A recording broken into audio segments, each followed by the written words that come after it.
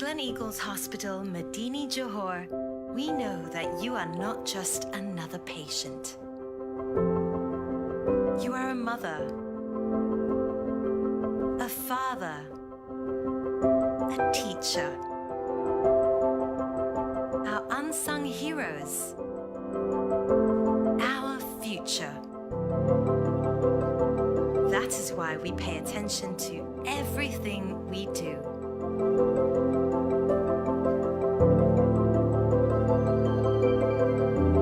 From our unrivaled service,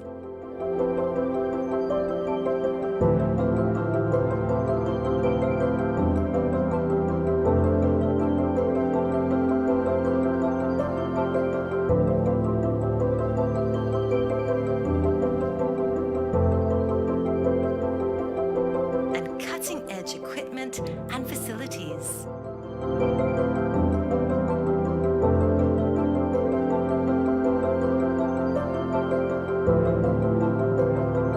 To our renowned doctors, nurses,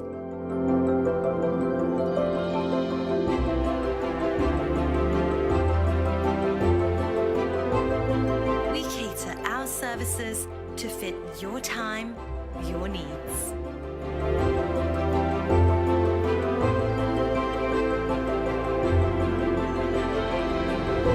Because here at Gleneagles Hospital, Medini, Johor, you are special and important to us.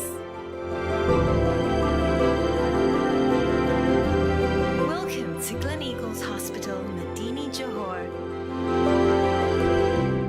A hospital that is truly on your side.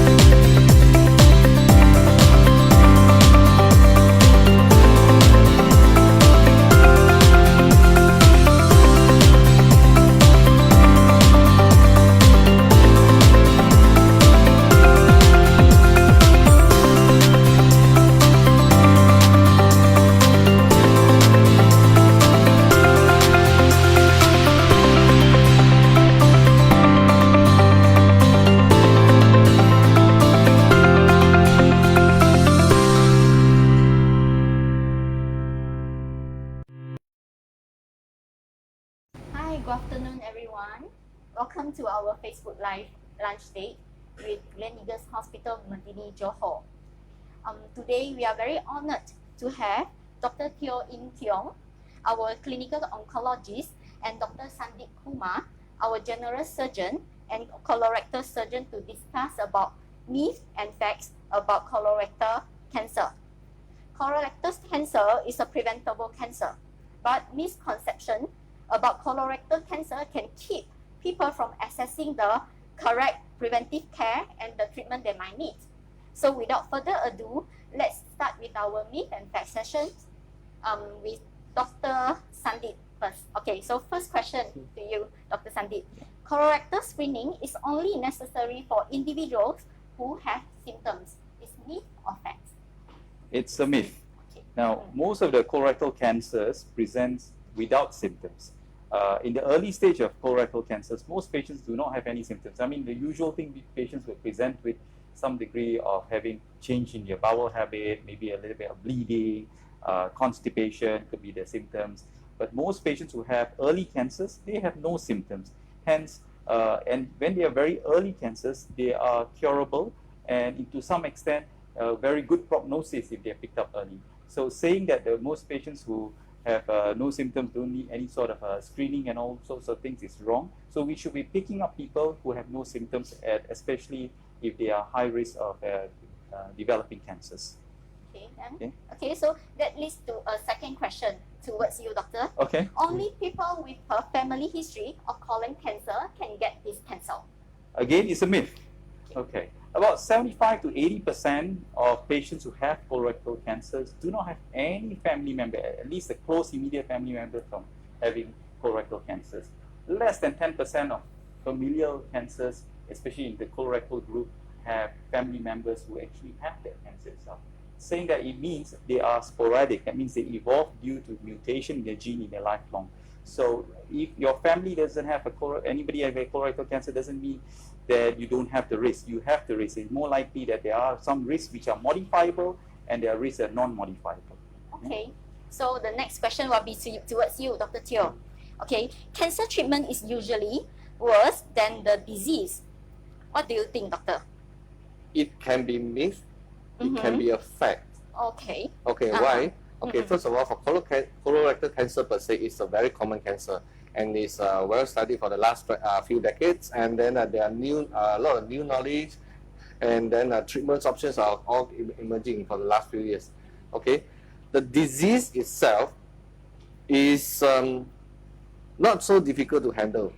Okay, but then at the same time, they are not so fatal like leukemia or lung cancers or pancreatic cancers. But why people always think that colorectal cancer is usually worse than the treatment is always worse than the treatment disease is because the impact that they need to face during the treatment phase. Okay, the psychosocial impact, the physical impact, the emotional disturbances, the side effects. Yes, all these things patients need to face during the treatment phase. That's why they feel difficult. And on top of that, the denial that patients have, Yes. the desperate for hope, and the craving for easier path, and due to lack of understanding, they're always targeting something which is not realistic or not achievable, that eventually end up with a lot of disappointment. All these factors together make them feel that the treatment is worse than the disease. Okay, understand. So the second question will be, if I have a colorectal cancer, it means I'm dying. It can be a myth, it can be the fact also. Okay, depending how you look at it. Okay, once you're diagnosed with a colorectal cancer, the survival period, that means the period that you can survive, is subjective and variable. And there are three main factors that affect all these things. Basically, we can group them into patient factor, the disease factor, and the treatment factor. Patient factors such as patient's age, underlying medical conditions, patient's fitness level, patient's willingness to receive proper treatment, and psychosocial, all these are patient factors. Whereas for disease factor per se, we need to know how aggressive is the disease, how advanced is the disease, how many organs actually involved, and the symptoms involved. All these are disease factor. Whereas for treatment factor, we need to see that, are you receiving standard treatment? Are you receiving complementary or alternative medicine? Whatever treatment that is available, how effective it is. All these factors grouped together will affect your lifespan. Okay. Okay. So points taken, meaning come for treatment early, and Yes. then and get the right treatment. Yes. Don't drop out and continue the treatment. Yep. Okay. So the other question will be towards you, doctor. So based on your experience, Dr. Sandeep, colorectal cancer strikes only older people. Am I right? Okay, it's a myth again. Now, it depends what you define by older people. Generally, the cancers any sort of cancers are especially involving any part of your gut is more common in the 50 years and above. Now, the current guideline says that anyone above 50 should get some sort of a screening for colorectal cancer. Colonoscopy is the best method of screening, saying that if the patient have symptoms, then they should be having a screening, to have a colonoscope much earlier. Now, the current consensus is it's about 50 years old, but in America, they've dropped it to 45 years old very early on. Now, the most of the cancers that we say, about 80 to 90% are above 45 years old. But over the last 30 years, we have seen a merge or incidence in the younger age group, especially in the younger, we're talking about in the 20s and 30s as well. And the cancers in the 20 and 30 years old seem to be more aggressive. They are more picked up later on. They present at a very advanced stage. It's also because the awareness is not there. A lot of younger, patients, when they get the symptoms of colorectal cancers, like we say, bleeding, we're saying in terms of difficulty in passing motion, they be presuming it could be because of the diet, or it could be a benign reason altogether. But saying that these are the group are vulnerable, because we have not picked up their symptoms very early on and diagnosed them very early, they are more risk of progressing and having a poorer prognosis in terms of their not only quality of life, but also in terms of treatment as well. So to say that only the elderly population or older people should be getting screening is wrong as well. Okay, so actually everyone should go get a screening. Yes, especially if two things, if they have any risk factors, sometimes I told you before, familial risk factors, or they have any symptoms. It's not necessarily they have to go for colonoscopy, but they ought to seek medical advice for their symptoms. Okay, so this will lead to the second question, because a lot of they may have some misconception, like colonoscopy is very unpleasant and it's not comfortable a procedure to undergo. Yes, again, there's a lot of phobia, a lot of concerns. When we discuss with patients or consult patients regarding a colonoscopy, most of the concerns are, will I be awake? Will I have a lot of pain? Now, those of you who have gone through the colonoscopy, a lot of patients who have gone through, they'll tell you they didn't even recall the entire procedure. It's about 20 to 30 minutes of procedure. You'll be given sedation, so you'll be sedated, you'll be very calm. You might feel a bit of bloating. That's because when you do a colonoscopy, or when we perform a colonoscopy, we are insufflating the intestine with air, and that's why they feel a bit of bloating and all those things. But the patient be sedated well enough so they would not recall about the procedure. I think the most most patients are uncomfortable is about the preparation before the colonoscopy. So the day before, in fact, a few days before the colonoscopy, we do advise the patients to decrease the amount of fiber, is to keep the bowel clean. And there's the prep or a laxative, a purgative medication that given to the patient the day before the scope, where they will have to drink that and consume that, and they will be going to toilet to flush out entire part of their feces and all those. That's the most unpleasant thing about actually the colonoscopy itself. The procedure itself, most patients will tell you they had a very good experience after the procedure itself. Yeah. Okay, thanks, doctor. Okay, so to you, Dr. Teo. Yes. So radiation therapy makes you radioactive. To be frank, it is fact. Okay. But in general per se, I would say that more than 98% of the radiation that we offer nowadays in medical use, it does not make you radioactive. But when we look at that depends on what type of radiation are you receiving. In most of the time, we are giving external beam radiation, which is not making you radioactive. But in selected cancers such as thyroid cancer or some early stage of prostate cancer, where you can implant some radioactive source into the body, or you can drink the radioactive solution. This kind of treatment is very rare. We don't actually, we don't usually do. But this kind of solution can make you radioactive, and usually we need to quarantine the patient for a day or few days, or we need the patient to wear some protective vests. But the employment of this type of radiation is very extremely rare. I would say that more than 98% of them we don't actually doing it, and we don't actually need it. So yeah, I would say that in general per se, external beam radiation is quite safe. Otherwise, I myself will end up in trouble. Yes. So in short, meaning like for those patients who go for the radiotherapy session, they actually can still live their life normal. Yes. They can still go to work. They can still stay with the family. Yes, exactly. Yeah. Immediately after the treatment, when you go home, you can hug your wife. You can play with children. Yeah? Yes. Okay. So okay, one more question to you, Dr. Teo. Okay. So if I have a colorectal cancer, I'm going to need extensive treatment over a long period of time. Is it true? It can be true, it can be a myth. Okay. It depending on the stage. Okay. If it's stage 1, let's say, truly stage 1, and then it's confirmed to be stage 1 from scope, the scan, and subsequently with the operation done, the treatment is just for the operation. After the operation, patient don't actually need any more post-operative management. Usually, what they need is just long-term surveillance. So that means that 1-2 weeks of suffering during the surgery should be done. Okay, that is for stage 1. Stage 2 mostly managed by like stage 1, that means one surgery is good enough. But occasionally, certain group of stage 2, because of they possess some high risk factor of recurrence, we may offer them to have some radiation or chemotherapy after the surgery. But the group that involve this kind of people is just about 20 to 30%. It's still quite low.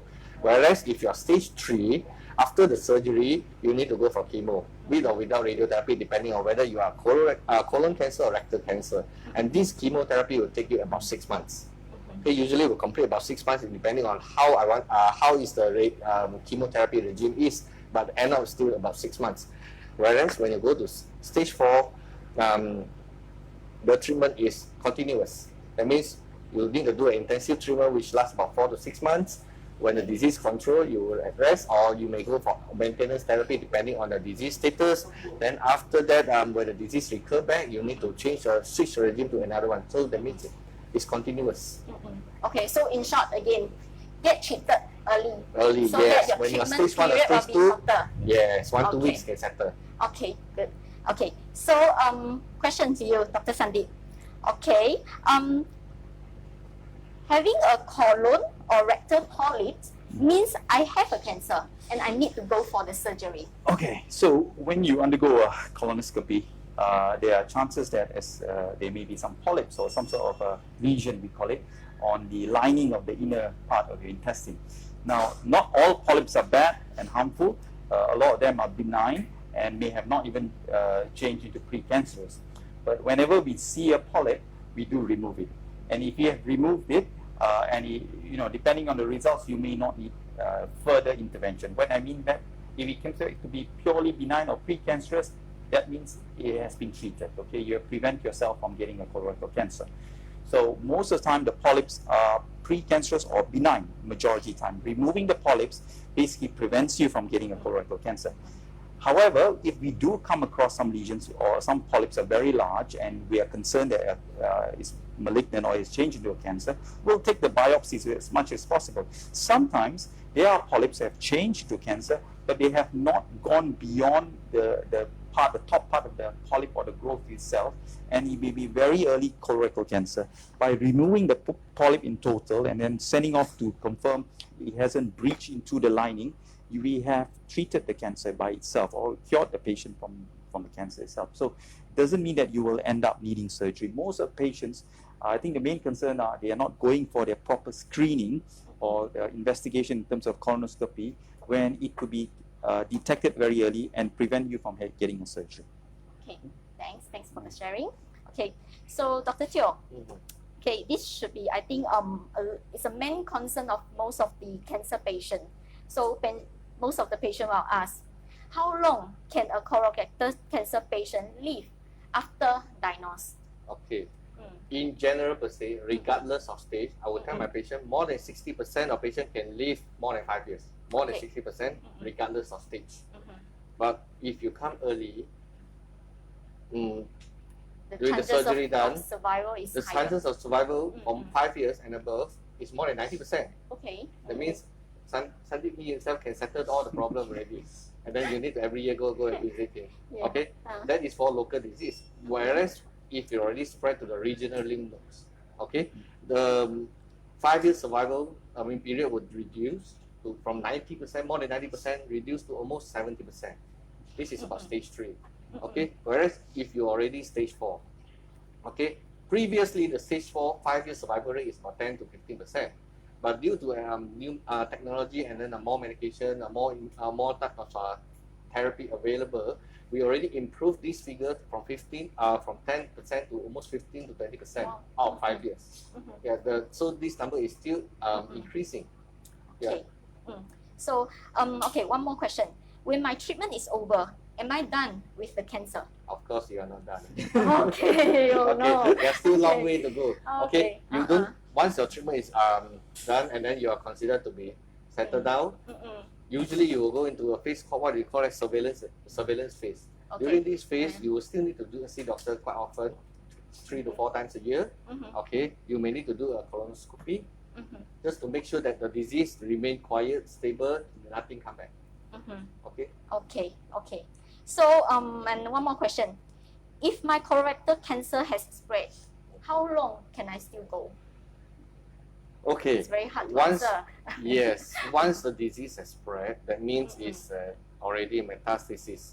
Okay, this is what most of the cancer patients don't like to hear this word metastasis, Yes, because yes. metastasis equivalent to stage 4. Once you are stage 4, the treatment intent, that means the objective of treatment no longer cure. Is palliative. Palliative is a medical term. Okay, it means that we are not aiming for cure anymore, because we know that with current technology and whatever modality that we have now, we are not able to cure this disease. That's why we classify it as stage 4. And our main objective becomes how we maintain the quality of life, Yes. how we prolong the lifespan, at the same time how we control the symptoms, let the patient live reasonably like a normal people. Yeah. So even though the disease cannot be cured anymore, but then proper treatment can still help. Previously, if a patient already diagnosed stage 4, without any treatment, the average lifespan is about 6 to 9 months. Okay, occasionally you may have a few more person who are more lucky, they can survive up to a year. But this is without any treatment, or they went and tried some alternative or complementary medicine. But with the chemotherapy or targeted therapy, or lately with some immunotherapy, eventually we notice that patient can, by average, they can live more than 2-3 years. Okay, most of them after 3 years, they're still walking around like a normal people. That's why just now already mentioned, stage 4, the 5-year survival is 15 to 20% or more. It's because of all this new technology. Okay, so I would say, don't give up. There's still hope, right? And one more thing to add, no one actually, including your doctor, can tell you exactly how long you can live. So whatever Yes. thing that you can previously that we see from movies, say that, oh, you got 6 months left, you got 3 months left. I don't think any of the oncologists will say this way nowadays, because we cannot predict. Okay, we can only tell you an average figure. Okay, thanks. And Dr. Sandeep, Yes. last question to you. So this is quite a common question among all the people, majority of us. So does eating processed meat and red meat increase the risk of colon cancer? So that's a fact. That's a fact. Okay. I'll go on that bit. Okay. So there are, like I mentioned before, there are risk factors that you can modify, and those are risk factors you can't modify. So when I say modifiable risk factors, it's a lot of it is our lifestyle. For instance, we'll come to diet and nutrition in a bit, but things like if you consume a lot of alcohol, you smoke, those are risk factors. If you are overweight, you're not doing enough exercise, you're living a very sedentary lifestyle that doesn't do regular exercise, you increase your risk in that sense. In terms of nutrition, a lot of studies have been done over the last 50 years. It's not only in colorectal cancers, but various other cancers as well. But we know for a fact that if you take a lot of red meat, when we are talking about red meat, if you're taking about 100 grams a day on a regular basis, you have almost about 15 to 18% higher percentage risk of getting colorectal cancer. 100 grams is very little. Yes, but if you're eating a lot of red meat, I don't think all of us eat red meat that much every day, but they are, especially in certain countries where red meat becomes a main staple diet. Same way in processed food. I think what is more interesting is, over the last 20 years or 30 years, we have become a microwave kind of population. You know, the food, everybody wants to eat food very fast, put it in the microwave, or fast food junk. I won't mention about a lot of fast food, but you know what I mean. The processed meat and processed food contains a compound called nitrosamine, which generally is known to be a very potent carcinogenic. Basically what it is, it induces your cells, your normal cells, to change the behavior and subsequently become cancer. So if you do take a lot of processed food, maybe about an average 50 grams a day, again the risk goes up by 15 to 18% of getting colorectal cancer. There's a lot. And we know certain countries where the consumption is very high, they seem to have a higher incidence of colorectal cancer. Now again, there's preventive measures, increasing your fiber content. Taking a lot of fiber is a preventable as well. But like I said before, there are modifiable risks and non-modifiable risks. So it's indeed true, taking a high amount of processed food and meat, red meat especially, you have a higher risk of getting cancer. So in short, live well and eat well. Yeah, I mean, like colorectal cancer, exactly. I think for all sorts of lifestyle, even for heart disease and all those things, we always say exercise, eat the right stuff, do the right stuff, avoid things like alcohol and smoking. That goes across for most of the cancers, is known to be that in that sense. So colorectal cancer, the interesting thing about compared to the other cancers, it's preventable, it's treatable and beatable. The way we prevent it is to get your regular checkup and to pick it up early before it becomes more, advanced in that sense. Okay, thanks. Good info. Okay, so Dr. Teo, last question for you. If I'm not offer all of the tests, procedure and treatments available, I'm not getting the best cancer care. It's a myth. Okay. Okay, first of all the tests, different scan, all the scope of treatment options available are selected based on your indications and feasibility. It does not mean that I choose the most expensive one, that means I will get the best outcome. No, you need to see which one is more suitable for you at that moment. Some treatment option can be very effective but not suitable for you or too aggressive for you. So don't choose something which is blindly based on their price tag.